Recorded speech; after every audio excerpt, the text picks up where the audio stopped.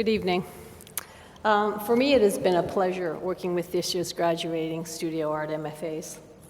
They were a diverse group, I think, which contributed a definite dose of tension at times, but also unique possibilities to find common ground.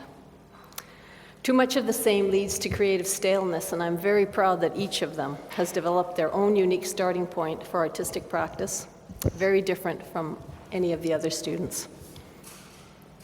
Daria and I are going to talk about the studio MFAs, and then Jacopo and Romeo will talk about the MFAs in photo. But Daria and I have split these 8 graduates, and we did so essentially by picking names out of a hat, because I think both of us would have enjoyed having the possibility to talk about all of you, because we enjoyed working with all of you. But we do have a time limitation, so I'll get on with it.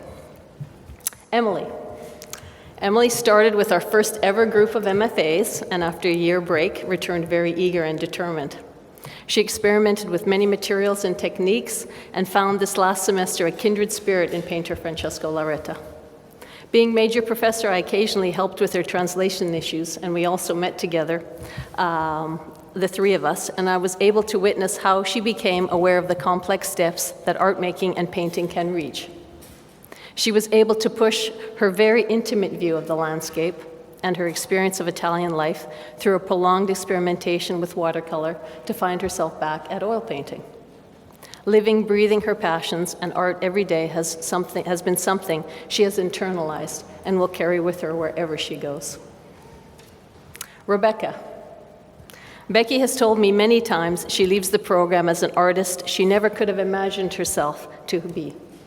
Her energy to embrace her unique creativity was a constant inspiration. Peeking into her shower curtain studio with its foreboding no entry sign was always a surprise. What new animal had been born? What new body part had been sculpted out of her secret formula? What other piece of street junk had been transformed into something beautiful? And what the weasel skins were doing today? She embraced sculpture and installation and found it made her a better painter. She could make anything, no matter how boring and ugly, into something that could fill anyone with wonder. Her work, like herself, is infinitely generous. Aman.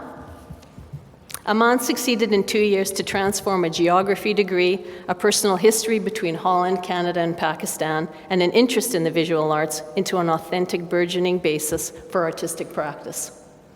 Unusually, quietly, working late into the night, he was the Switzerland of the group.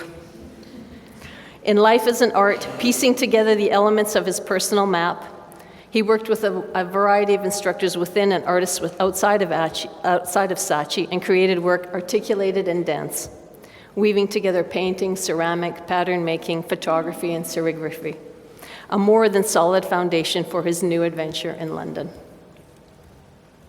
Lisa. Lisa's quest for spirituality and beauty eventually found a basis in everyday life. The crazy creativity and chaos of her fellow MFAs and Italian life in general pushed her outside of her comfort zone and made her work more authentic. She was able to learn and begin to incorporate new materials in media and will bring a unique set of skills to any teaching position she wishes to pursue back home. Her reinvention of established icons seemed to be the work she and her audience resonated most with. I leave now room for Daria to talk about the other.